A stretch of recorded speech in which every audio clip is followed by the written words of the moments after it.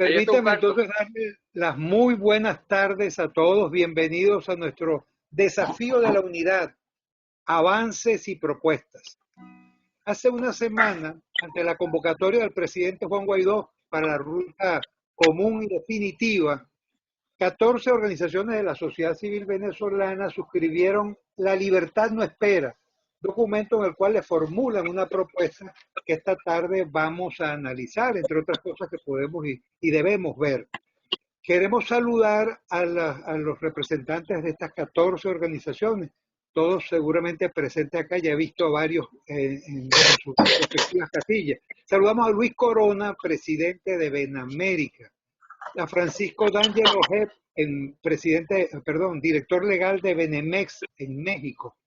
Acá en Estados Unidos, a César Sánchez, presidente de Venezuelan American Petroleum Association, a María Antonieta Díaz, presidenta fundadora de Venezuelan American Alliance, a William Cárdenas Rubio en Madrid, en España, a la Plataforma Democrática Venezolanos en Madrid, a Walter Márquez, presidente de la Fundación El Amparo Internacional, que tiene sede en Colombia. Saludamos igualmente a los integrantes de CICIBEN, del Comité Internacional contra la Impunidad en Venezuela, a Humberto García Larralde, presidente del Consejo de Honor del Observatorio Hannah Arendt, a Horacio Medina, en Estados Unidos, por el Instituto Latinoamericano Democracia Sin Fronteras, ILDECIF, a José García, vicepresidente por un salvavidas para Venezuela en España, a José Ferrero, Rafael González Abad y Ángelo Torrealba de la Casa Venezuela en Arizona, a Vladimiro Mujica de CB Libre, Consejo Exterior de Venezuela Libre, a Nelly Argüello, presidenta de Un Bocadito por Venezuela en Estados Unidos, y a Juan Viloria, presidente de la Coalición por Venezuela, que si bien tiene sede principal en Colombia, tiene organizaciones en 23 países del continente americano. Saludamos a Enrique Colmenares Finol, el presidente de ANCO, quien tuvo la propuesta inicial que ha mantenido durante años sobre consulta plebiscitaria y que ha servido de base en buena medida a la propuesta que hoy traemos. Y saludamos, por supuesto, a los ponentes, a Humberto Calderón Berti y a Fernando Mótola. Antes de darle la palabra a ellos, permítanme explicar que vamos a tener dos intervenciones de cada uno de ellos, de 10 minutos. Primero hablará Fernando.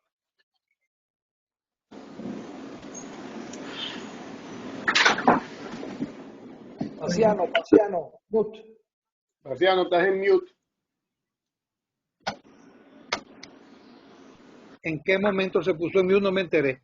En todo caso, decía, no sé hasta dónde escucharon, que haremos dos rondas de entrada, 10 minutos para Fernando y 10 minutos para Humberto, luego 5 minutos cada uno de ellos, el lapso de preguntas y al final, por supuesto, cada uno de nuestros ponentes dispondrá de 3 minutos finales para el cierre.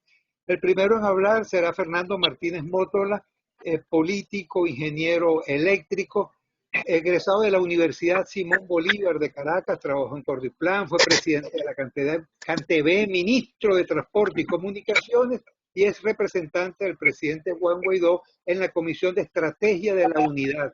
Bienvenido, Fernando, dispones de 10 minutos para tu primera intervención.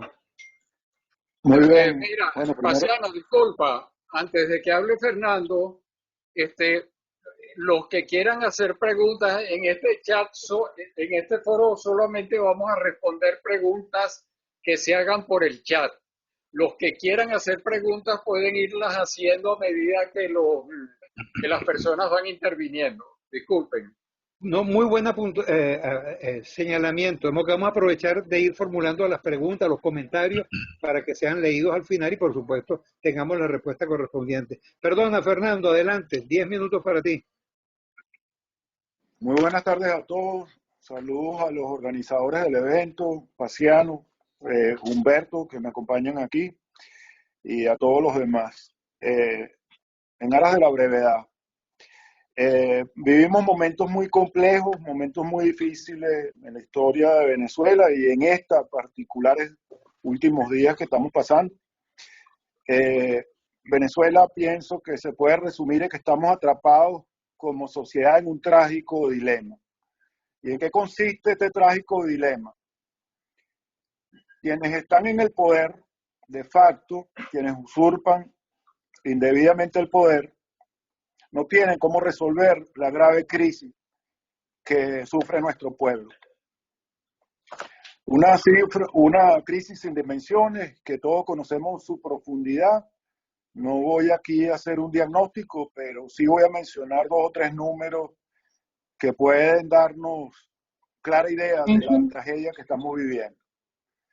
Una pobreza que alcanza al 80% de la población, una población con el 93% de los habitantes sin ingresos, sin ahorros. Más del 90% de la población no tiene ahorros con qué vivir.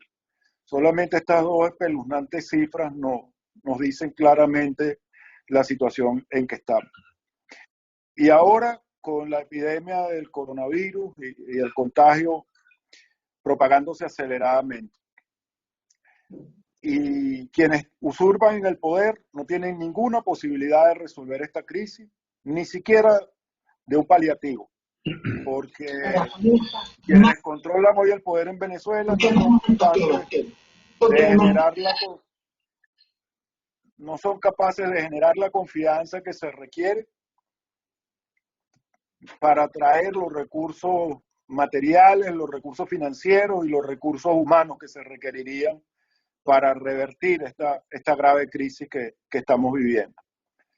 Y no generan la confianza porque han demostrado la incompetencia, porque hay unos niveles de corrupción en medio de los cuales no puede generarse esa confianza, y porque no saben cómo hacerlo, porque no tienen idea de cómo salir de este problema. Pero el dilema consiste en que quienes pudiéramos generar esa confianza, quienes generamos esa confianza, quienes tenemos un plan expresado en el Plan País para resolver el problema de Venezuela, no solamente para ponerle un freno a la destrucción, sino para reenrumbar a Venezuela hacia el progreso, no hemos tenido la posibilidad de desplazarlos del poder y de acceder al poder. Y cuando hablo en plural, hablo de todo. Hablo de la unidad más amplia de quienes adversamos. Hay alguien que tiene un ruido muy grande, no sé si a ustedes los perturba, pero... Todos apagar micrófono, por favor, todos.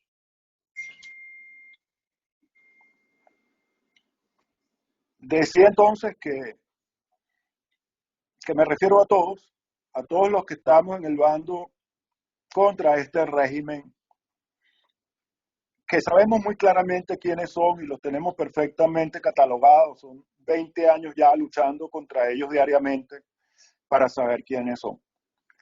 Un primer clamor es la unidad, y este evento que me han invitado cordialmente, amablemente, tiene un nombre que lo refiere a la unidad. Pero la unidad tiene que ser una unidad realista, una unidad con los pies en la tierra. Si no, la unidad muere en un deseo, en una ilusión, y como decimos en criollo, en día de ilusiones muere de desengaño.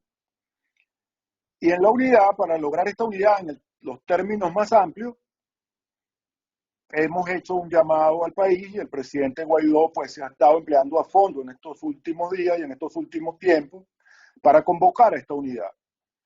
Ahora, ¿cuál es el obstáculo real, objetivo, que tenemos que reconocer y tenemos que superar? Bueno, hay unas diferencias legítimas. Yo no voy aquí a calificar que hay unos que son tontos y no han pensado bien la situación y entonces por eso tienen una posición o tienen otra. Aquí hay argumentos válidos de todas las partes. Tampoco vamos a decir que todo el que está de un lado tiene unos fines perversos de poder u otro tipo de intereses. En todas las posiciones que voy ahorita a definir muy brevemente, hay argumentos válidos y legítimos, pero tenemos que encontrarnos en un punto para poder consolidar realmente esa unidad. De un lado están quienes piensan que la única salida que tiene el régimen es la fuerza, porque sabemos quién es el régimen. Lo sabemos bien. No nos chupamos el dedo, son 20 años luchando contra este régimen. Las personas que salieron ayer de la cárcel, que no podemos llamar indultados de ninguna manera, porque esas personas nunca debieron estar presas.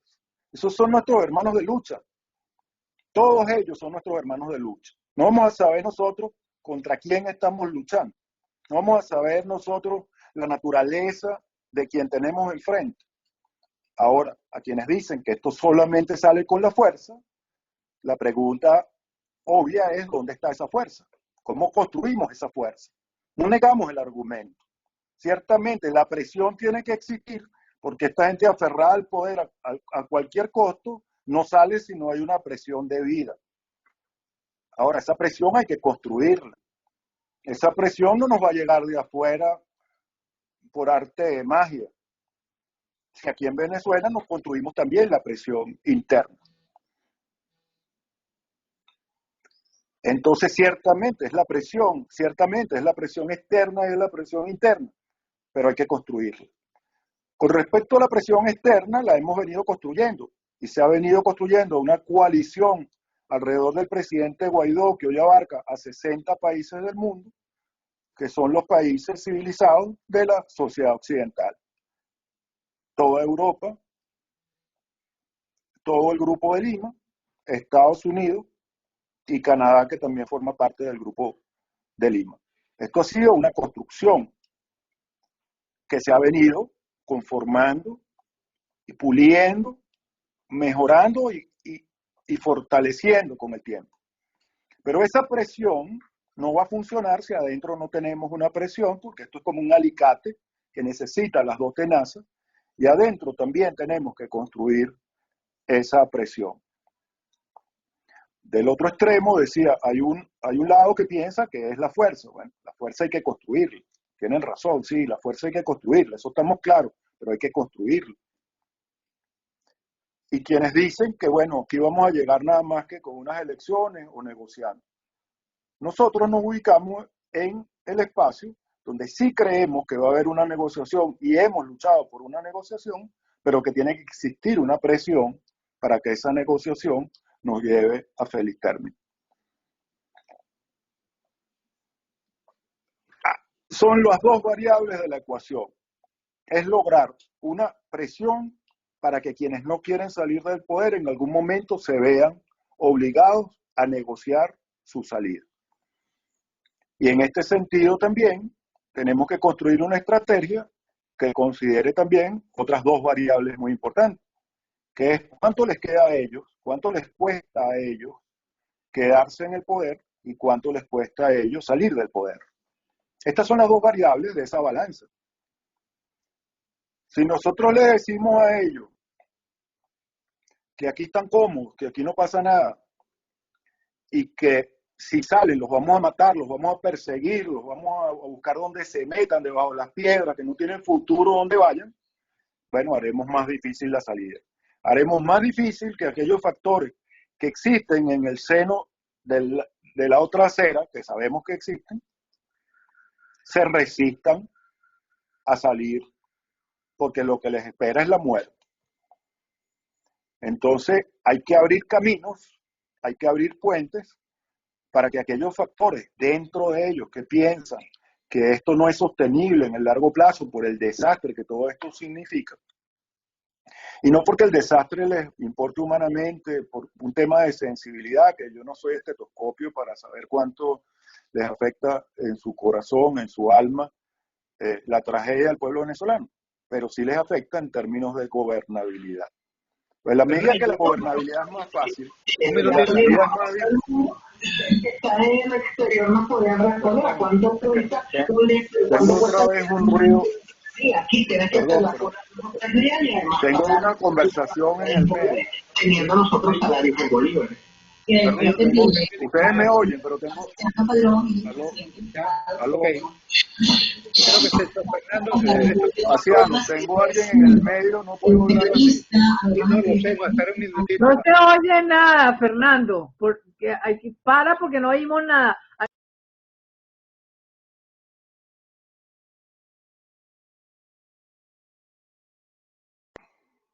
Teodoro, por favor, cierra tu micrófono y la pantalla. El señor Teodoro Díaz Zavala, por favor. Ok, Fernando. Ya puede continuar. Creo que podemos continuar. Adelante, te queda un minuto. Bien, entonces, bueno, para concretar con este minuto, lo que digo es que nosotros vamos a plantear en los próximos días lo que es un pacto de unidad, un pacto que trata de recoger estas ideas básicas con 8 lineamientos de una estrategia que marca la ruta, una estrategia integral, que no es una estrategia puntual, sino que abarca los puntos más importantes de la política, que tiene que ver con la presión internacional, con la presión nacional, con la ayuda humanitaria, con la estrategia comunicacional, con el gobierno de emergencia nacional y con otros factores que nos permitan conformar esta estrategia integral para abordar esta complejidad que acabo de describir. Y dentro de esa estrategia, como un evento particular, no como la estrategia, ni como el único evento de la estrategia, pero sí como un evento específico, al cual en la coyuntura le damos mucha importancia para anteponer a esta farsa del 6 de diciembre, vamos a plantear una consulta popular que se propone una movilización masiva de la sociedad, entendiendo todos los problemas que hay en medio de la pandemia, en medio de la cuarentena y en medio de la represión. Entonces, estos anuncios serán hechos por el presidente Guaidó próximamente, en los próximos, probablemente 48 horas. Son el resultado de una amplia consulta que hemos venido haciendo en los sectores más diversos de la sociedad. Hemos consultado trabajadores, estudiantes, rectores, academias, universidades, sociedad civil, y como producto de esta consulta vamos a plantear este pacto de la unidad en los próximos días con los lineamientos que aquí acabo de expresar de forma general.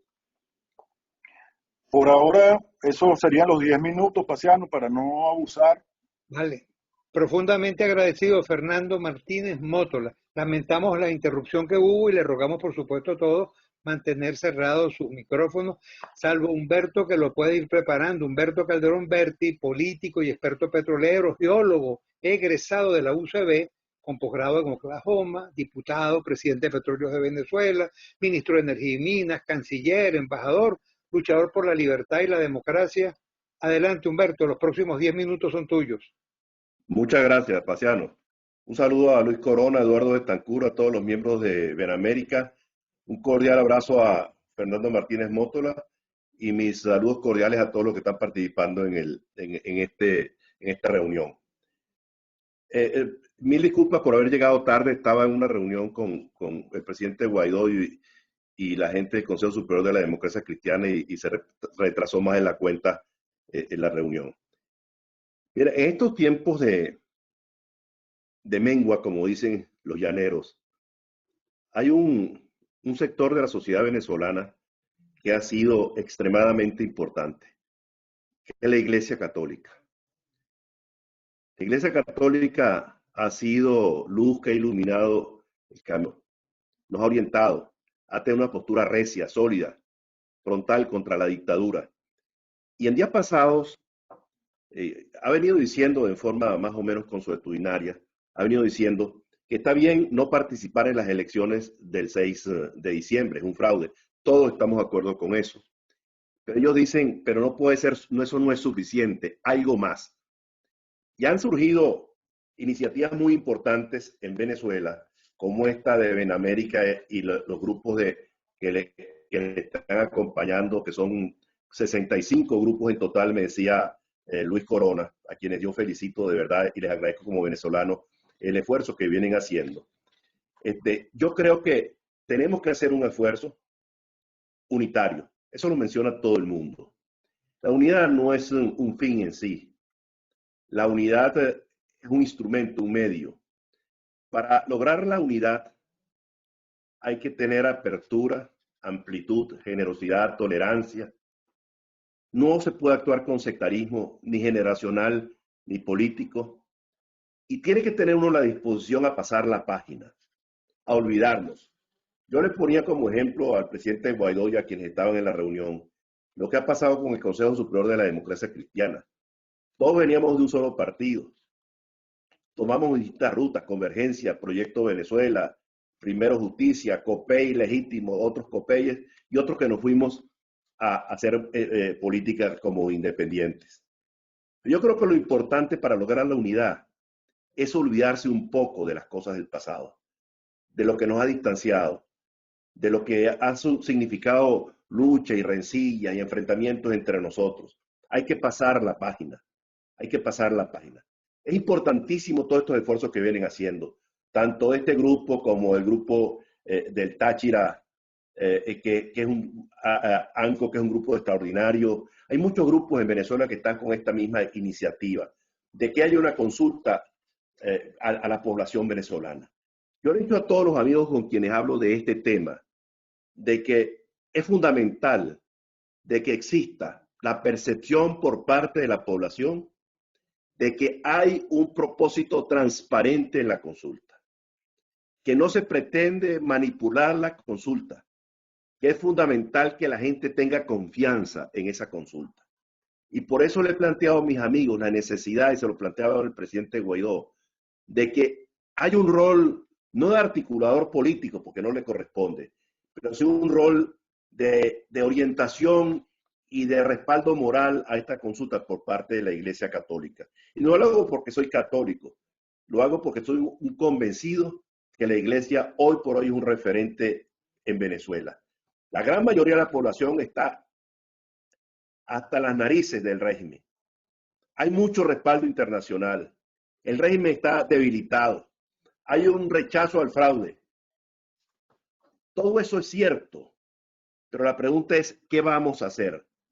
Yo creo que la consulta es muy importante, pero para la consulta, que la consulta tenga éxito, se requieren de varios elementos, varios factores que son importantísimos. El primero de ellos es que la gente vea que hay una intencionalidad de transparencia, de que no se le van a utilizar. Eso es fundamental. En segundo lugar, hay que hacer unas preguntas que sean simples, sencillas, que vayan al grano, sin mucho vericueto para que la gente las pueda entender. En tercer lugar, hay que hacer un tremendo esfuerzo de movilización y de revisión de un registro electoral que permita darle confiabilidad al sistema. ¿Entiendes? Todo eso es importantísimo. Y por supuesto, al final de todo ello, la gente se pregunta, ¿y después la consulta qué? ¿Qué tenemos que hacer nosotros los venezolanos para poder ejecutar los resultados de esa consulta? Yo creo que es necesario articular con diversos sectores de la sociedad y con aquellos sectores que son determinantes en la gobernabilidad. Y ustedes saben a qué me refiero. Necesidad de articular una estrategia. Sé de las dificultades que hay, sé de los inconvenientes que hay, pero es fundamental que haya una articulación que permita que el resultado de la consulta pueda ser ejecutado. Si no, corremos un riesgo muy grande. La consulta se convertiría en un pastoreo de nubes, sin resultados concretos. ¿Por qué? Porque no habrá manera de ejecutar ese resultado. ¿Y qué es lo que busca la consulta? Que la gente del pueblo, que sea una consulta popular, fundamentada en la Constitución y en artículos de la Constitución que se refieren a ello, y que hagan posible que la gente se manifieste. Como dicen algunos amigos, que el soberano se manifieste y poner realmente en un disparadero a quienes tienen la posibilidad de que esta consulta se pueda ejecutar. ¿Quién decide? Pues la población. Ahora, esta consulta tiene un significado muy grande, porque no es solamente llamar la opinión a la población, que sí es importante. Es muy importante también que estemos articulados con la comunidad internacional. Lo que señalaba Fernando Martínez Moto, la presión. La presión es fundamental en Venezuela y en el exterior, pero esa consulta hay que articularla también con el exterior. Hay que articularla con sectores importantes de la vida nacional, con muchos sectores que no hacen vida política en la Asamblea Nacional. No se puede caer en el error de pensar que la oposición son los grupos que están en la Asamblea Nacional producto de las elecciones del año 2015. De allá para acá ha transcurrido mucho tiempo, mucha agua ha pasado por debajo del puente, de manera tal de que hay que tomar en consideración las opiniones de muchos sectores de la vida nacional. Por esto, eso que tú estás haciendo hoy, Fernando, lo que ha venido haciendo el presidente Guaidó, lo que hizo hace un rato con el Consejo Superior de la Democracia Cristiana, es fundamental. ¿Para qué? Para que sean muchos sectores los que participen, porque lo peor que le puede ocurrir a la consulta es que sea secuestrada por algunos grupos políticos del país. Ahora, todo esto al final del día, ¿a qué nos debe llegar? A que se constituya un gobierno de transición. Un gobierno de transición que tendrá un reto muy grande. Los que hemos tenido la experiencia de gobierno, y yo tengo algunos y muchos de los que están acá en esta reunión la han tenido, Fernando, tú la has tenido, sabemos perfectamente bien que tenemos por delante un paquetazo, que el problema que tiene el país es extremadamente grande. El país hay que reinstitucionalizarlo, porque las instituciones no funcionan. El país hay que reconstruirlo, porque está destruido. El sistema agroalimentario, el sistema de salud, el sistema eléctrico, el sistema de comunicaciones, la industria petrolera venezolana. Claro, se va a requerir un tremendo esfuerzo, pero ese esfuerzo no puede ser de un grupo político en Venezuela, no puede ser ni siquiera de varios grupos políticos, sino que tiene que ser un esfuerzo concertado de todos los sectores del país, de todas las generaciones del país, de los que puedan aportar. Y las credenciales para la gente que vaya a formar parte de esa transición tiene que ser la formación, el conocimiento, la experiencia y los valores éticos y morales. Y sobre todo que estén en condiciones de darle al país ejemplo. Porque ya estamos cansados de la prédica, porque hay que acompañar la prédica con el ejemplo. Y el ejemplo es fundamental. Porque lo que viene va a ser muy grande. Es muy complicado. La gobernabilidad es un tema extremadamente complicado. Va a requerir de gente que tenga respetabilidad, que tenga reconocimiento del país, gente que tenga una trayectoria que la gente pueda admirar y respetar, gente honesta que ha probado que es honesto y al mismo tiempo un respaldo muy grande de la población. Ese respaldo fundamental de la población va a depender de lo que el gobierno de transición haga. El gobierno de transición, en mi opinión, es más importante que el primer gobierno democrático que venga posteriormente. Porque los cimientos de la democracia se van a asentar durante el gobierno de transición. Si en ese gobierno de transición las cosas no se empiezan a hacer bien hechas, con transparencia, con honestidad, con buenos ejemplos, y sobre todo dándole al pueblo respuestas a las que son sus inquietudes, sus necesidades fundamentales. La gente va a valorar la industria petrolera, ¿por qué? Porque tenga gasolina y tenga gas.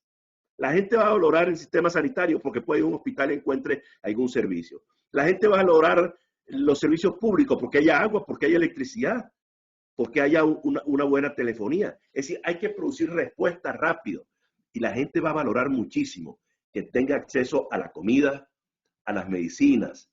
Y eso va a requerir, mis queridos amigos, concertar a muchas voluntades en el país. Amplitud, generosidad, tolerancia. Todo ello es básico para que pueda producirse un apoyo fundamental en una vez que se produzca el resultado. Yo quiero el resultado de esta consulta. Yo quisiera concluir con decir lo siguiente.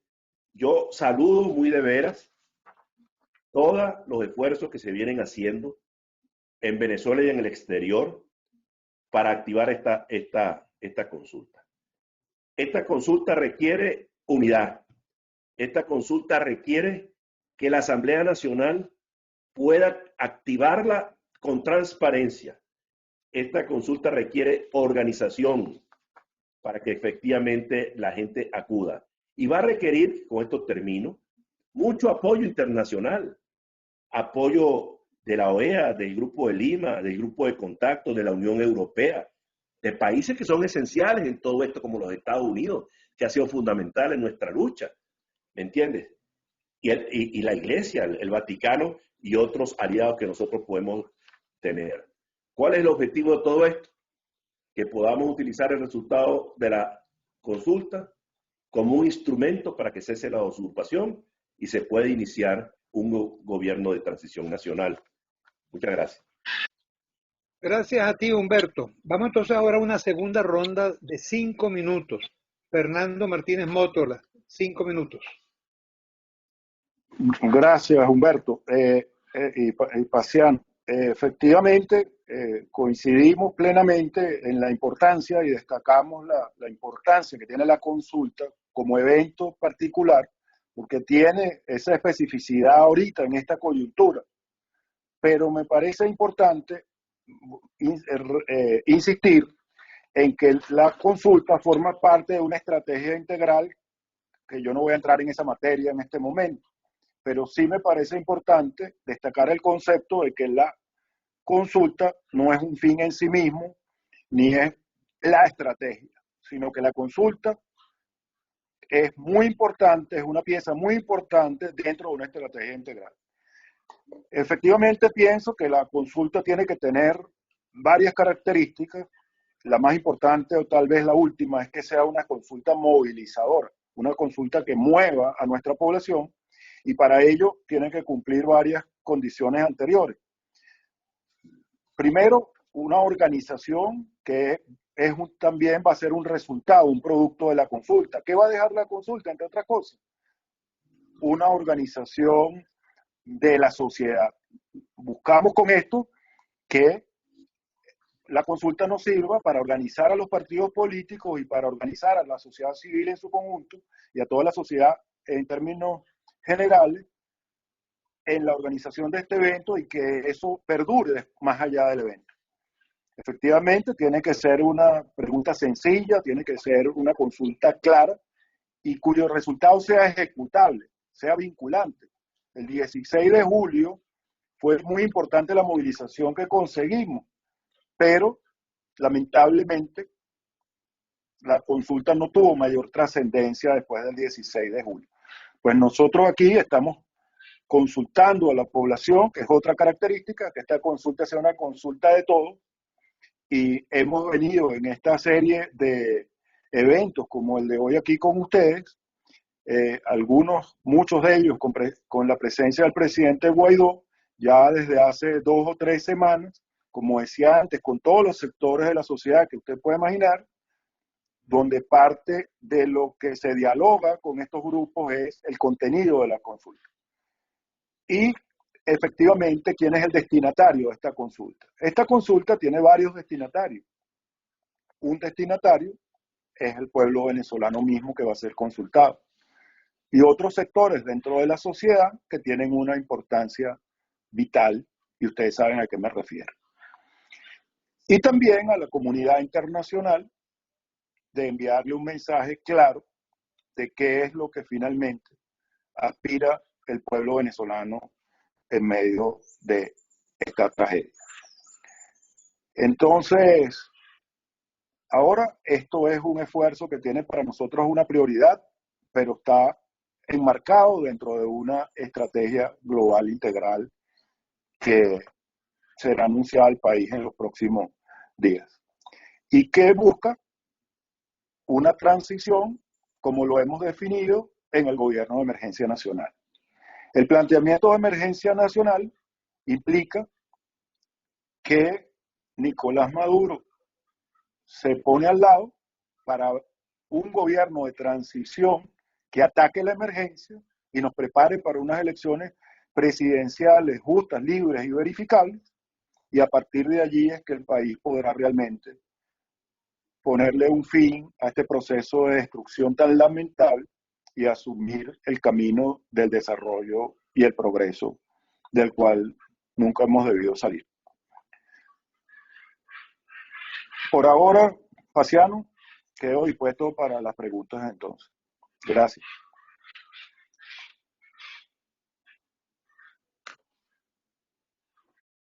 No se oye, Paciano. Paciano, el micrófono.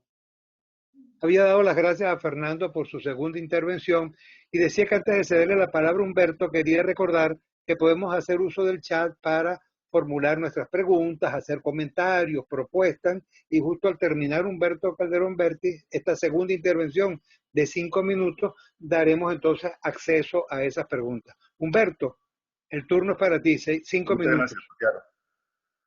Muchas gracias. Mira, a mí me parece extraordinario lo que ha dicho Fernando Martínez Mótola en su primera intervención, pero este redondeo me parece importantísimo. Es verdad, esto es parte de una estrategia, no puede ser todo, porque la consulta no es un fin en sí mismo, es un instrumento, como la unidad también es otro instrumento. Ambos hay que trajinarlos. Y yo creo que hay que tener voluntad política para que todas estas cosas puedan funcionar. Yo creo que en el contenido de las preguntas, Fernando, a mí me parece fundamental esto que tú acabas de decir. ¿Quiénes son los destinatarios de las respuestas a las preguntas que se formulen? Evidentemente el pueblo venezolano, en primer lugar. En segundo lugar, la comunidad internacional. En tercer lugar, sectores importantísimos, la vida nacional, sin los cuales va a ser imposible ejecutar los resultados de la consulta. Ahora, y ahí finalmente, el establecimiento de un gobierno de transición. ¿Qué sugiero yo? Yo creo que deberían ustedes, sugiero, que ustedes deberían de reunirse en una reunión completa con todos. Una vez que tengan las preguntas, que consulten a la gente que ha venido trabajando en esto. La gente de ANCO tiene unas preguntas ya formuladas, la gente de Benamérica con los grupos en los Estados Unidos tienen otras preguntas y otros grupos también tienen otras preguntas. Creo que la naturaleza de las preguntas tiene que ser simple, insisto, no pueden ser más de 3, máximo 5 preguntas, ya es mucho, con respuestas claras, categóricas, sí o no, que no haya duda absolutamente con ninguna de ellos. Una vez que se tenga eso ya estructurado, cuál es la naturaleza de las preguntas, yo creo que el apoyo esencial que debemos tener son los que han participado en estas iniciativas. Yo creo que es fundamental, por ejemplo, que Benamérica y todos los grupos, las ONG que se mueven en torno a ella, y muchas otras, pues no solamente Benamérica, pero muchas otras, que la gente de ANCO, que los que han venido motorizando estas ideas se sienta que son partícipes del proceso. Hay que tomarlos en cuenta en la formulación de las preguntas y hay que tomarlos en cuenta en la articulación de lo que es la movilización, en llevar adelante la consulta en sí. Hay 6, 7 millones de venezolanos en el extranjero. ¿Cuántos son mayores de edad? El 50% posiblemente. ¿Cómo se va a hacer para que esa gente pueda votar? Porque es fundamental que se les tome en cuenta. ¿Cómo se articula un sistema mediante el cual esta gente pueda hacerlo? Tendrá que ser electrónico, pero tiene que haber un mecanismo electoral confiable, que la gente pueda validarlo. Ahora, ¿será posible lograr que la comunidad internacional, no sé si la OEA lo hace, no sé si la Unión Europea, pero habrá la posibilidad de que alguien pueda validar los resultados de esa consulta, que participe en la formulación de la consulta y pueda validar los resultados? Esto es fundamental para darle validez al resultado de la consulta, porque puede venir, y seguramente va a venir, el señalamiento por parte del régimen de que esto ha sido una cuestión fraudulenta que lo ha armado la oposición con propósitos aviesos. Eso seguro que lo van a decir. Pero si hubiese un organismo internacional que pueda darle un cierto grado de veracidad a estas cosas y que permita darle tranquilidad a la comunidad internacional, sería estupendo. Insisto, hay que tomar en cuenta a la gente, que ha participado en esto, hay que estructurar esto y acuérdense algo que es importantísimo, Fernando, la Iglesia Católica. La Iglesia y las iglesias en general, pero yo diría la Iglesia Católica, que ha sido determinante en la lucha contra la dictadura, es fundamental que la tengamos en cuenta. Repito, no como articulador político, no como gestor político, no le corresponde el rol, sino que sea una especie de instancia de alzada, que podamos consultarle a ellos la naturaleza de las preguntas y podamos oír sus sabios consejos que la tienen después de 2000 años de experiencia. Gracias. Gracias a ti, Humberto, y por supuesto, de nuevo, gracias a Fernando por sus intervenciones. Vamos ahora a ceder la palabra a Eduardo Betancourt y a Carlos Sánchez, quienes nos van a dar lectura a las preguntas, a las inquietudes, a los comentarios y por supuesto ellos mismos cederán la palabra a Fernando y a Humberto para que vayan respondiendo a las preguntas. Adelante, Eduardo.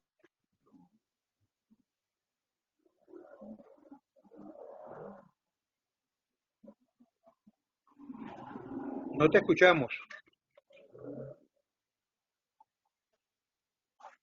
Perdón. No se escucha, Eduardo. Tenemos una gran cantidad de preguntas, algunas son similares y otras son complementarias, pero vamos a empezar por la parte de la consulta. Hay las siguientes dudas. Primero, ¿quién organizará la consulta? Segundo, ¿cómo se garantizará el resultado? Tercero, ¿qué se hará después de la consulta teniendo en cuenta de que ya el 16 de julio hubo una consulta y la tercera pregunta también hablaba de formar un gobierno? Cuarto, ¿cómo poder lograr esa unidad para la consulta? Entonces, yo creo que Humberto y Fernando pueden tomar la palabra, cualquiera de los dos.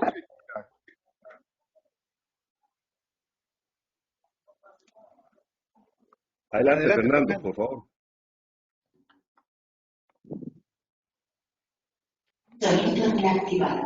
Fernando, tienes el micrófono apagado.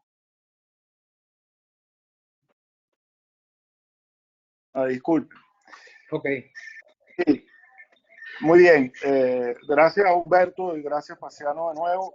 Varios de los comentarios que hace Humberto, muy válidos, tienen que ver con las preguntas mismas. Y yo omití algunas cosas involuntariamente.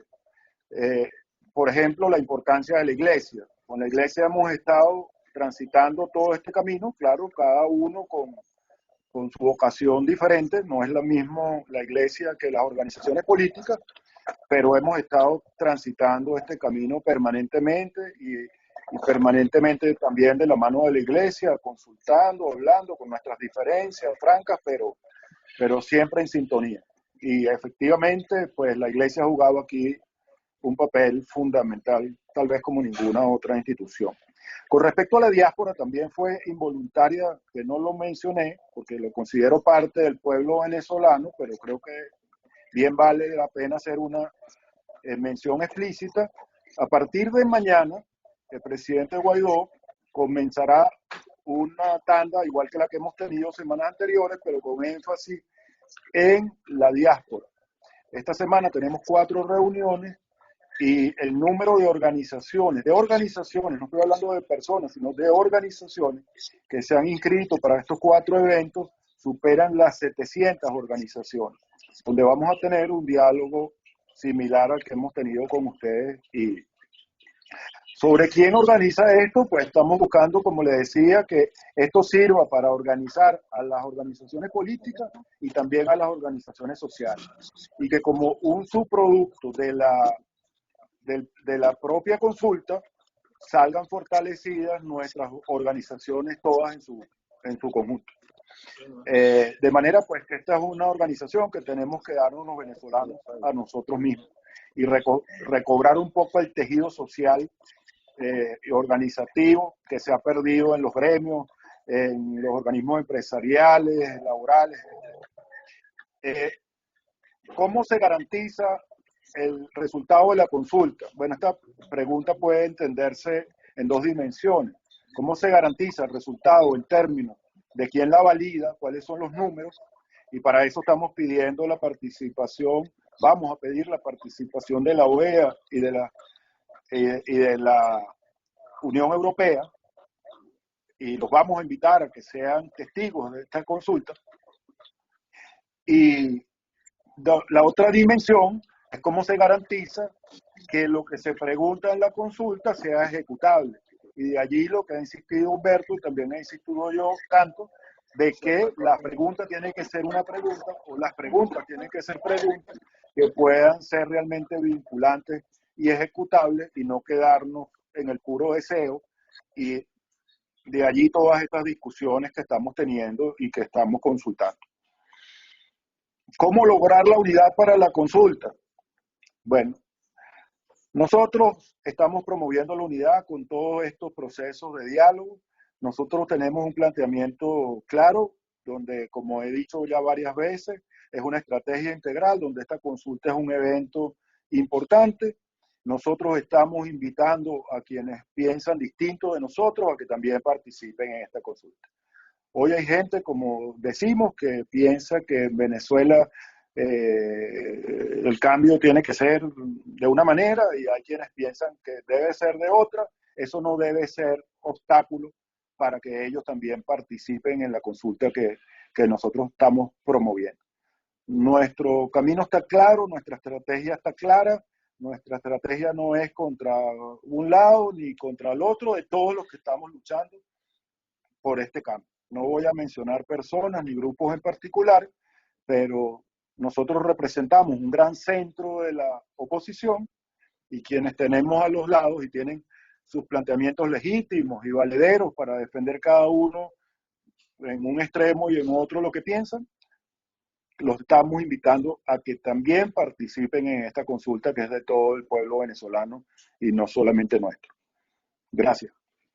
Gracias, Fernando. Humberto, ¿complementas? Micrófono, Humberto, micrófono. Sí.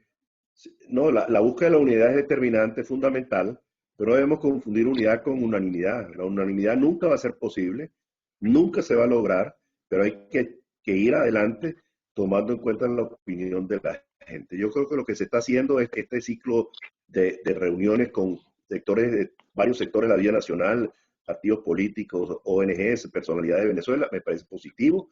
Hay que continuarlo, hay que continuar los esfuerzos de acercamiento con las iglesias, la iglesia católica, la comunidad judía y las iglesias cristianas, que son fundamentales para nosotros. Ahora, si yo estuviera en una posición determinante o de liderazgo en la Asamblea Nacional, una vez que se produzca el resultado de esta consulta que todos sabemos o esperamos que sea como lo estamos pensando, la Asamblea tiene que proceder de inmediato en el término de distancia a nombrar un gobierno de transición. Pero el gobierno de transición no significa que tiene que empezar un peloteo entre los 4 partidos del 4 a distribuirse los ministerios, no. Se nombra un presidente como se hizo con el presidente Ramón Velázquez. Y ese presidente autónomo, con plenos poderes, independiente y no tutelado por la Asamblea Nacional, escoge su gabinete en función de ¿qué? De las credenciales que la gente pueda tener. Que allí pueda haber gente de partidos políticos, no importa, tampoco eso es un obstáculo, pero no se escoge por la condición de político o por la condición de pertenecer a un partido político, sino por sus credenciales profesionales. Y yo creo que eso es lo que había que hacer inmediatamente. Y entonces, ¿qué haría la comunidad internacional con una consulta efectuada en los términos que se debe efectuar? Con una consulta validada, ojalá, por organizaciones internacionales, por una consulta que produce un resultado determinado y ese resultado es vinculante y obliga a la Asamblea Nacional a proceder y la Asamblea Nacional nombra un presidente para el gobierno transitorio. ¿Qué va a hacer? ¿Qué va a hacer las Fuerzas Armadas en Venezuela? ¿Qué va a hacer la comunidad internacional frente a todo eso? Es una pregunta que uno tiene que hacerse, ¿no? Porque después que se cumpla una serie de parámetros y una serie de pasos, pues evidentemente hay que producir un resultado. No podemos llegar a lo que ocurrió el 2017. Aquí no ha pasado nada. No, yo creo que eso fue un grave error. Eso va a ser un elemento desestimulante para que la gente participe en este proceso, evidentemente. Y hay que ir contra eso. Y hay que darle garantía de que aquí esta vez no va a ser igual al año 2017. Porque yo creo que ese es un obstáculo. Y otra cosa es que hay que darle garantías a la gente, es que no se está buscando una manipulación de la opinión pública, y que la cuestión es transparente, que lo que se busca es el establecimiento de un gobierno de transición y que ese gobierno de transición tiene un mandato claro: llevar el país a unas elecciones presidenciales. ¿En cuánto tiempo? El necesario para que el país empiece a funcionar.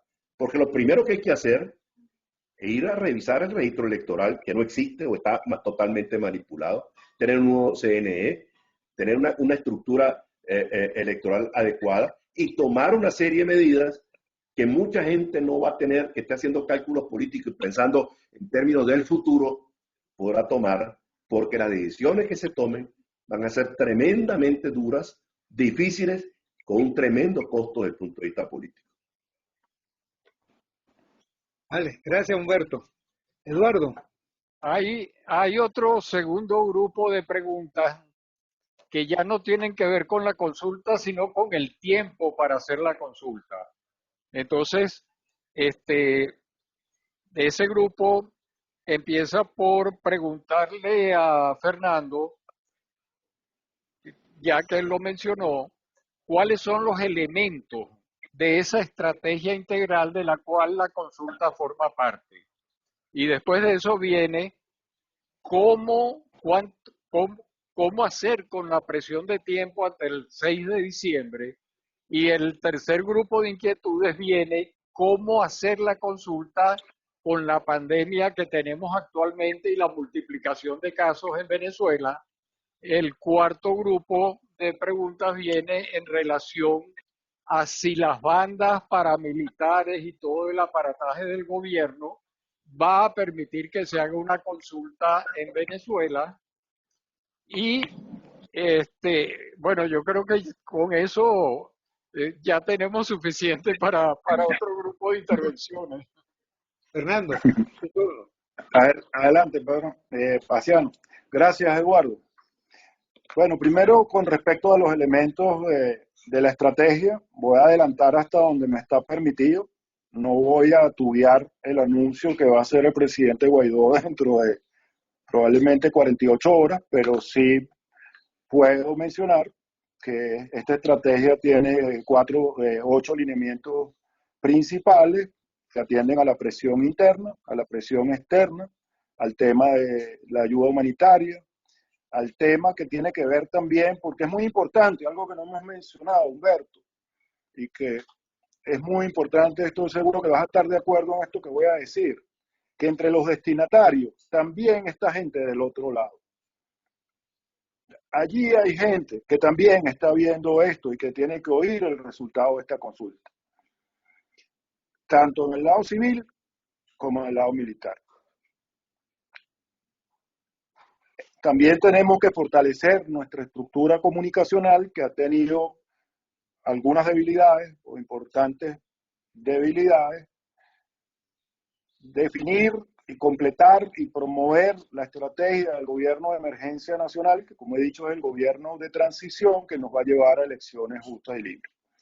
Estos son los lineamientos generales que el presidente Guaidó explicará en mucho mayor detalle dentro de pocas horas. Con respecto al tiempo, efectivamente, esto es un evento que se contrapone a la farsa del 6 de diciembre. Nosotros no somos abstencionistas. Esto no es una abstención, porque para que haya abstención tiene que haber elecciones, y lo del 6 de diciembre es un circo, no es una elección, de manera pues que la verdadera elección va a ser esta que está en la consulta. Con respecto a la pandemia y la represión, las dos últimas preguntas que leía Eduardo, yo las uno en una sola. Estamos plenamente conscientes de las dificultades que tiene esta consulta en medio de la pandemia, en medio de la represión y en medio de las dificultades de transporte por la falta de gasolina. Estamos plenamente conscientes de esta dificultad y estamos diseñando la forma para vencer estas dificultades y vamos a vencer estas dificultades. Hay cosas que podemos adelantar, cosas que no podemos adelantar. Estamos estudiando que parte de la consulta quizás pudiera ser virtual. Eso lo estamos analizando. Estamos analizando que la consulta no sea en un solo día, de manera de permitir la movilidad y también facilitar el tema, dificultar o más bien el tema del contagio, porque al hacerlo en varios días evitaríamos las grandes congregaciones. Estamos viendo esto por todos los ángulos. Y cuando anunciemos lo que tengamos y podamos anunciar, estas dificultades pueden estar plenamente tranquilos, que las estamos considerando todas muy a fondo y ha sido parte también de la consulta que estamos haciendo en los distintos sectores. Gracias, Fernando. Humberto.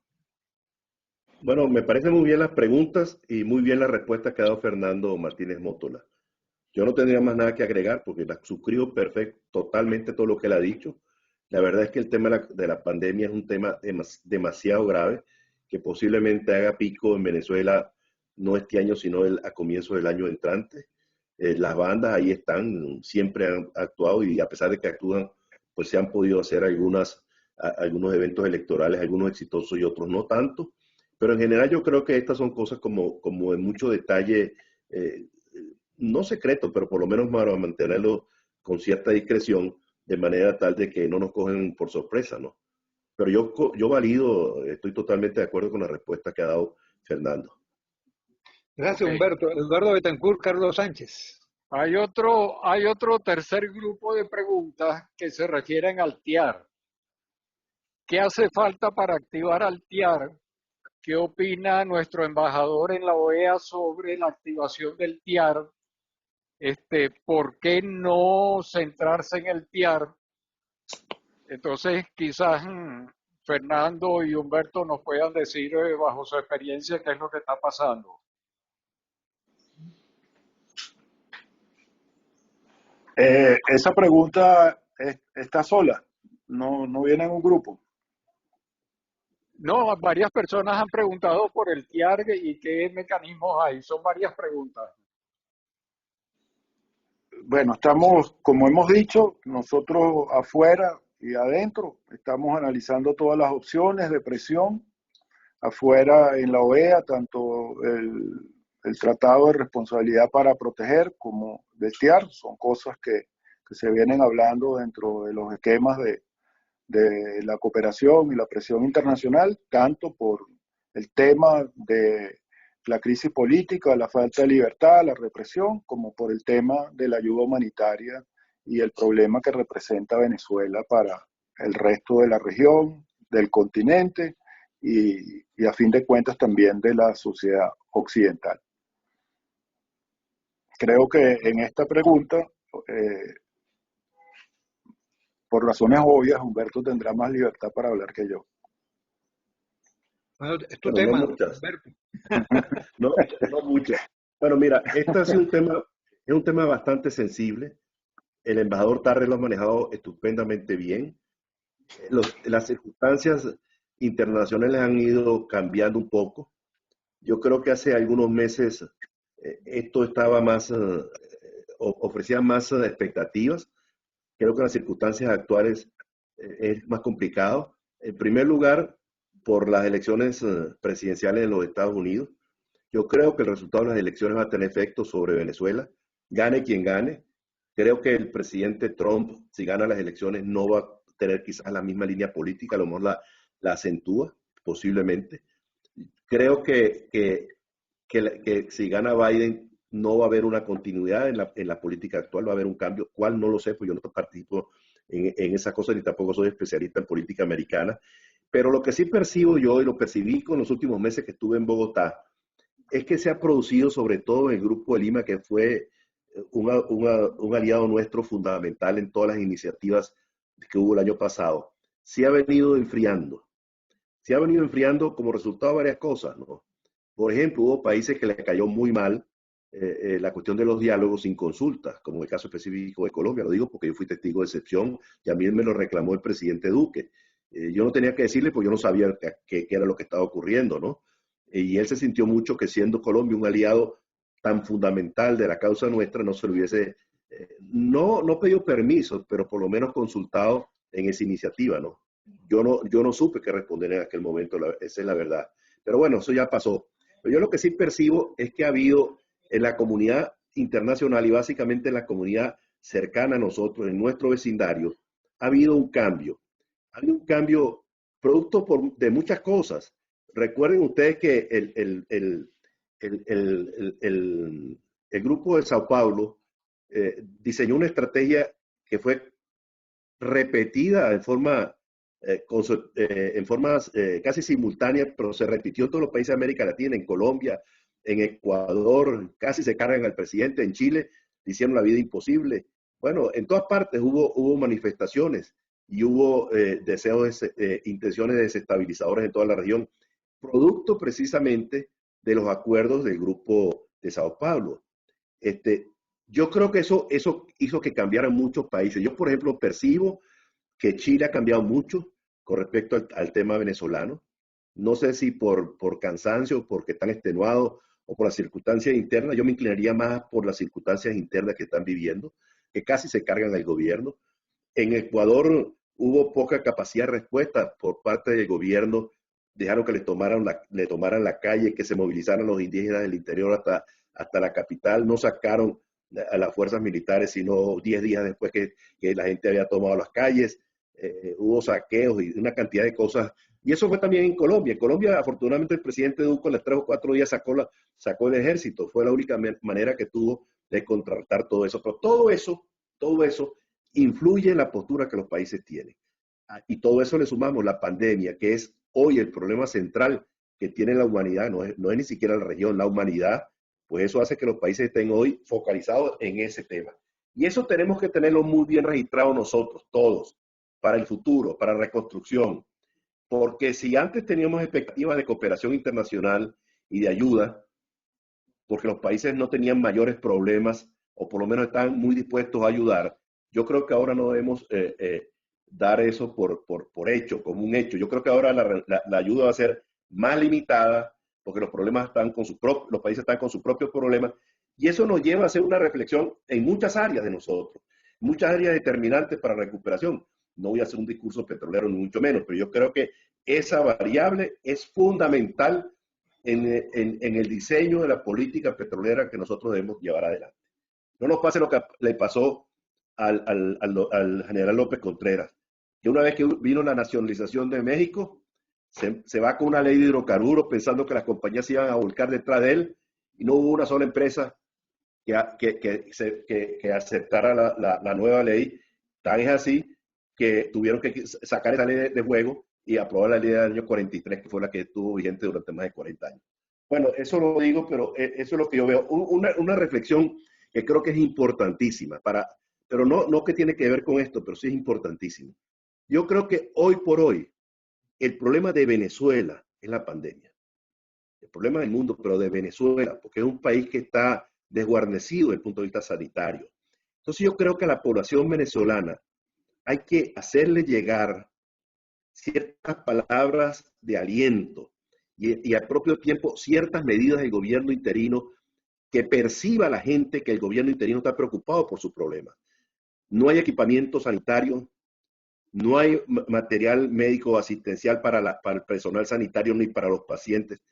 Y yo creo que deberían de empezarse a mover. Yo lo propuse antier y hoy salió, por cierto, en el Consejo Superior de la Democracia Cristiana, que se anotara el gobierno interino ya en la adquisición de un número importante de vacunas una vez que esté en el mercado. Aquí en España acaban de comprar 100 millones de dosis de Astra, de la que está investigando con la Universidad de Oxford. Algo de ese tipo, Fernando, yo creo que hay que hacerlo para estimular a la gente mucho en reencontrarse con el gobierno interino y con todas estas cosas que tenemos por delante de ansias y deseos de cambio. Bien, gracias, Humberto. Sí, Carlos Sánchez. Hay una pregunta que no la ha hecho Eduardo, que si se ha evaluado el costo político de una respuesta minoritaria de la población.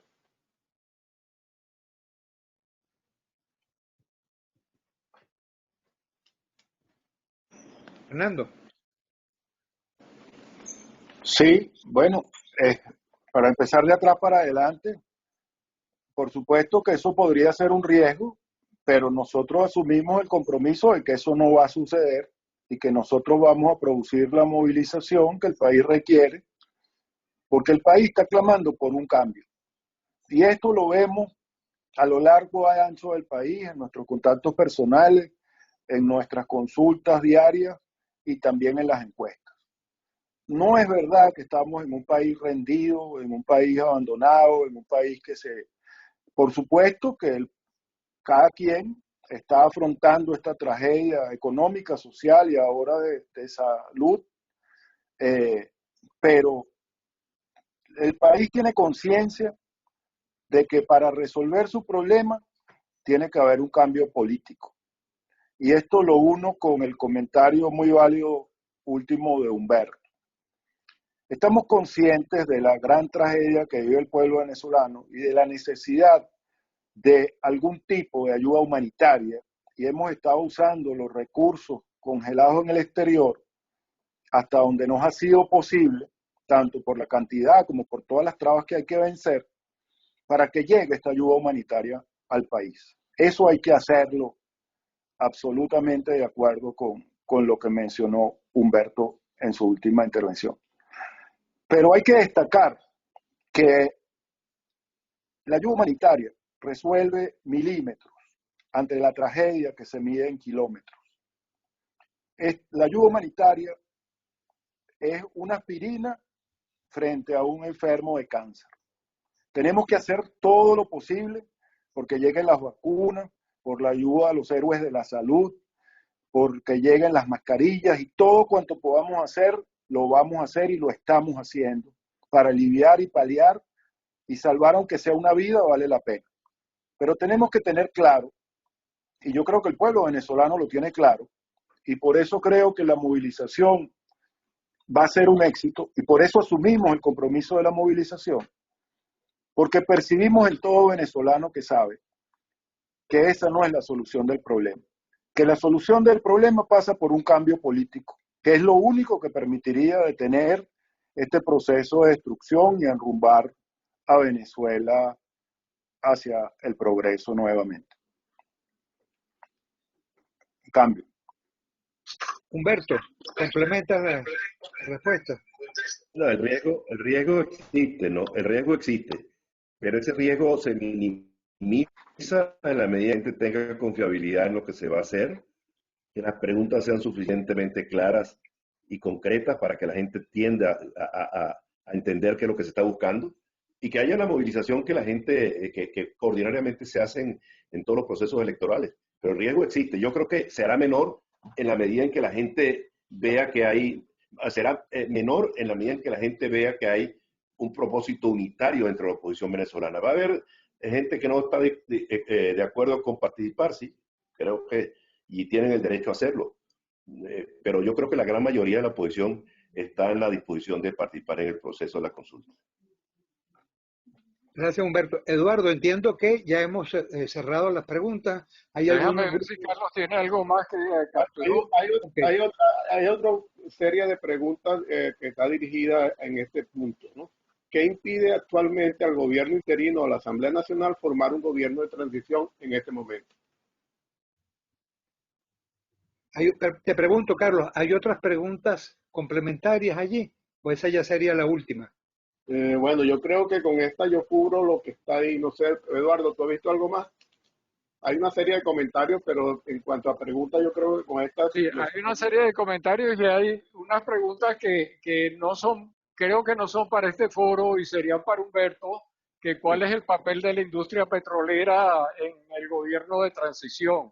Pero creo que eso sería más bien para otro foro, porque si no, tenemos una hora más de exposición. Así es. Bueno, ok, entonces vamos a escuchar a Fernando y a Humberto dar respuestas sobre este aspecto. Luego le cederemos un par de minutos a cada uno de ellos para que saquen sus conclusiones, nos digan un último mensaje dentro de este foro. Adelante, Fernando.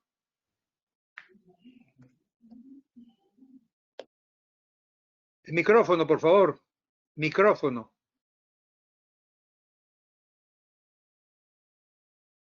La respuesta es muy sencilla y muy sincera. Estamos ante un gobierno de facto, estamos ante una dictadura, estamos ante una usurpación que tiene el monopolio de la violencia. El impedimento principal que tenemos para ejercer un gobierno pleno, porque el presidente interino es un presidente legítimo, la Asamblea es un órgano legítimo, representativo, electo por la mayoría de nuestros ciudadanos, de acuerdo a la Constitución y las leyes, y hoy reconocido por 60 países del mundo. Es legítimo, pero estamos ante una dictadura, estamos ante un gobierno de facto, y estamos ante alguien que usurpando el poder tiene el monopolio de la violencia. Ese es realmente el impedimento. ¿Cómo superamos ese impedimento? Y vuelvo a mi intervención inicial cuando dije, estamos ante un dilema trágico. Estamos ante el dilema trágico de quienes gobiernan no pueden resolver y quienes podríamos resolver no hemos podido acceder a los medios para solucionar los problemas. El impedimento fundamental que hay en esto es el monopolio de la violencia. Esa es la verdadera respuesta y en eso tenemos que tener claridad todos. Esta estrategia de la cual he venido hablando de los 8 puntos y dentro de lo cual se ubica este evento particular de la consulta, intenta responder este problema y buscar una salida a este laberinto. Cambio. Gracias, Fernando. Humberto. Bueno, lo que dice Fernando es válido. Yo creo que tendría poco sentido nombrar mañana un gobierno de transición cuando eso no se va a poder ejecutar. ¿Por qué? Porque quien tiene el control de quien ejerce el monopolio de la violencia, pues es el gobierno, el régimen, y que tiene detrás de ellos parte de la Fuerza Armada, no todo, pero tiene un contingente importante de gente de la Fuerza Armada. Situación distinta sería si se le consulta al pueblo algo relacionado con el nombramiento de un gobierno de transición y el pueblo se manifiesta a favor porque eso pondría en una situación en una situación complicada, difícil a las Fuerzas Armadas. Es decir, ¿qué dirán las Fuerzas Armadas si hay un resultado contundente a favor de que se constituya un gobierno de transición y la Asamblea procede al nombramiento del presidente de la transición? ¿Qué hacen las Fuerzas Armadas? Esa es una gran pregunta. No la tienen tan fácil como la tienen ahora. ¿Me entiendes? Porque ellos pueden invocar la legitimidad del gobierno de Maduro, que no la tiene, pero que lo pueden invocar. Pero si hay una manifestación popular mayoritaria, contundente, sólida, en ese sentido yo creo que va a ser como complicado la justificación de no reconocerlo. Gracias, Humberto. Bien, fíjense, antes de ceder la palabra ya para que se despidan Fernando Martínez Mótolo y Humberto Calderón, queremos, por supuesto, en nombre de los organizadores, agradecer a todos y cada uno de ustedes en la compañía, la presencia, la participación, sus preguntas, sus comentarios, de manera particular a Fernando y a Humberto el haber estado acá. Cuando terminen las 2 intervenciones de ellos breves, con las cuales cierran, vamos a exhibir solución electoral en respaldo internacional. Solución electoral en respaldo internacional, que es precisamente el video que encierra la propuesta de la cual hemos hablado, y con ello ya quedaríamos finalizado el evento. Gracias de nuevo. Cedemos la palabra entonces a Fernando Martínez Mótola con nuestra gratitud por su participación. Bueno, primero que todo, agradecer a todos los que escucharon pacientemente las intervenciones. Saludos especiales a Paciano y a Humberto. Y gracias también a la amabilidad que han mostrado los organizadores de este evento, Carlos, Eduardo. Simplemente cierro con esto. Creo que el régimen se ve más fuerte de lo que parece, e incluso la oposición se ve también más débil de lo que parece. Este problema que estamos viviendo en Venezuela hoy, que nos tiene metidos en las casas, que aparentemente desmovilizados, desesperanzados, un poco perdidos algunos, buscando luces en este tipo de foros, yo les puedo decir con plena responsabilidad que nosotros venimos construyendo esta unidad con todos los sectores de la sociedad y que tenemos unas direcciones claras que vamos a anunciar. Y del lado del régimen también les puedo garantizar, a mí me tocó coordinar el proceso en Oslo y Barbados, y conozco bien, bueno, los conocemos todos, pues tenemos 20 años luchando con este régimen, los problemas que hay allá adentro también.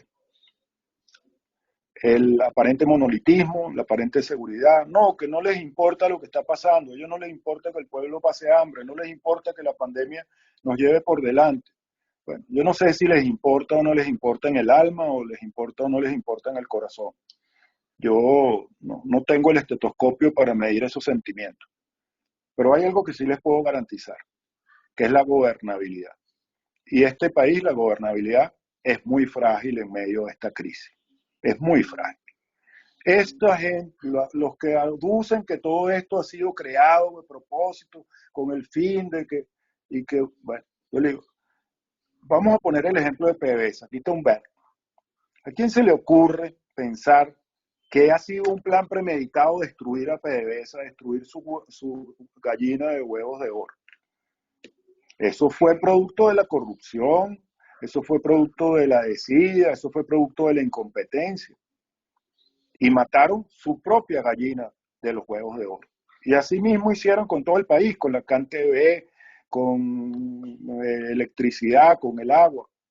Y hoy le genera un problema de gobernabilidad serio internamente y por último, ya para cerrar, también externamente. Porque es cierto y comparto el análisis que hacía Humberto en su última intervención acerca de cómo se ha modificado la correlación de fuerza y el balance internacional en los últimos meses con la pandemia. Pero Venezuela es un problema para el continente y para el hemisferio occidental. Es un problema porque es un desequilibrio económico, es un problema porque hay una actividad delictiva que todos conocemos y todos sabemos y el mundo entero sabe que lo afecta. No porque nos afecta a nosotros los venezolanos, porque los afecta a ellos. Y el problema de la migración, que ha sido un problema grave y que temporalmente podrá estar detenido por la pandemia, pero imagínense ustedes lo que va a hacer este país después de la pandemia si no producimos este cambio político y el problema migratorio, cómo se puede multiplicar en los próximos tiempos. Eso lo tiene muy consciente el hemisferio occidental. Y la ayuda que viene de allá, no dudo que haya una solidaridad, no dudo que haya unos principios y valores democráticos de parte de los países que nos ayudan, pero también hay una preocupación de lo que Venezuela representa para ellos, para la inestabilidad política y económica del continente y del hemisferio. De manera que, a pesar de toda la situación, con los pies en la tierra, porque no me chupo el dedo, porque no llegué ayer a la política, porque he estado en esto, no hablo como analista político, hablo como político, y como político pienso que Venezuela va a ver el cambio más temprano que tarde, a pesar de que las apariencias hoy nos indiquen otra cosa. Muchas gracias de nuevo y saludos a todos. Humberto, Paciano, de nuevo a ustedes dos especialmente. Muchísimas gracias a ti, Fernando, agradecidísimo. Cuando concluyan las palabras de Humberto Calderón Berti, comienza a rodar el video Solución Electoral con respaldo internacional y al concluir, pues, queda fuera de la transmisión. Humberto, gracias por venir. Muy brevemente. Yo creo que esta cuestión de la pandemia sí ha tenido un efecto sobre Venezuela porque ha hecho que la atención y la mirada de la gente se ha puesto en la solución de sus propios problemas, sin duda, ¿no? Yo hablé muchísimo con gente, no solamente de Colombia, evidentemente que era mi trabajo, sino con gente que pasaba por allá a cada momento. Y el problema venezolano es un problema de alta cuantía, porque la migración está detenida por la pandemia puede volver a irrumpir con mayor fortaleza, mayor fuerza. Y es un problema político, un problema económico, un problema social grandísimo para los países, sobre todo los países de la región andina, ¿no? Que han visto colapsar sus sistemas de salud, de educación, el problema del empleo, etcétera. De manera que sí hay realmente un interés menor por las circunstancias que mencioné anteriormente, pero sí hay un interés en que haya una solución al tema venezolano. Por otra parte, no se puede tampoco desestimar que Venezuela se ha convertido en un problema para la región y para el hemisferio, porque aquí se están conjugando una serie de elementos sumamente peligrosos. El narcotráfico, la guerrilla internacional, no solamente la guerrilla colombiana, sino también los grupos terroristas del Medio Oriente, que vienen con eso hace mucho tiempo, trayendo gente del Medio Oriente, de Hezbollah, etcétera, que lo han traído a Venezuela y que constituye un elemento desestabilizador regional. De eso no hay ninguna duda y que eso habrá que atenderlo y habrá que solucionarlo en un momento determinado. Yo creo que todos esos factores pues van a concitar un interés de la comunidad internacional en ponerle atención al caso venezolano. Yo creo que acaba de decir Fernando algo que a mí me hizo gracia, porque resulta de que hablaba de que no cree que esto haya sido premeditado de la industria petrolera. Yo estoy terminando de escribir, voy a hacer la cuña, pero un librito, una monografía sobre la política petrolera de CAP a Maduro. Y casualmente le dediqué una frase, unas parrafadas a la destitución de 20.000 funcionarios en la industria petrolera. Y yo digo allí que a mí se me hace muy cuesta arriba en eso coincido con Fernando, que Chávez se haya percatado cuando él tenía aquel pito en forma insolente destituyendo a la gente de Petróleo de Venezuela, que él se haya paseado, que sea remotamente, por el efecto demoledor que eso iba a tener sobre el país, sobre su propia administración. Él no sabía porque era un ignorante, no lo sabía, ¿me entiendes? Yo creo que ahí privaron otras cosas. Yo siempre tuve la sospecha, pero fue sospecha, de que aquí, ahí detrás de eso estaba la mano de Fidel Castro, que fue quien forzó a Chávez para que procediera, porque con la gerencia profesional al Frente de Petróleo de Venezuela no podía tener acceso sin pagar al petróleo venezolano, porque los gerentes profesionales no lo iban a aceptar. Entonces eso fue lo que originó realmente el despido de la gente. Y eso lo corroboré en días pasados, porque alguien que estuvo muy cerca de este proceso, conversando con él, intercambiando puntos de vista sobre ese tema, me decía, tú lo que tú piensas es exactamente lo que ocurrió. Fue Fidel el que intervino para que destituyera a la gente. Bueno, vean ustedes, cuchillo para su propia garganta, como dicen en mi pueblo. Es decir, porque haber destituido a 20.000 personas, haberlo sustituido por 120 inexpertos, sin conocimiento, sin formación, y al propio tiempo con unas grandes ansias de hacerse ricos sin trabajar, pues es lo que ha producido el desastre que estamos viviendo en estos momentos, ¿no? Bueno, yo le quiero dar las gracias a todos, francamente, por la invitación, a los amigos de Iberoamérica, de VAPA, de a todas las ONG que están funcionando, y les quiero hacer simplemente un pedido. Yo creo que esto no es tarea del gobierno del presidente interino solamente, esto tiene que ser tarea de todos nosotros. Todos tenemos que convertirnos en activistas de esta causa. Vean que si alguno podía tener recelos para estar aquí en estas cosas, debería ser yo, por las circunstancias que ustedes todos conocen. Pero yo creo que cuando Dios nos dio la memoria, nos lo dio para recordar y para olvidar. Olvidemos las cosas que nos distanciaron en el pasado y pensemos que hoy priva sobre eso, sobre esas cosas que nos distanciaron, priva el interés del país, el interés de nuestra gente, el interés de nuestros hijos, de nuestros nietos, y que podamos nuevamente reencontrarnos allá en nuestra tierra que nos vio nacer y donde esperamos que podamos descansar en la paz del Señor. Muchas gracias a todos por eso. Profundamente agradecido.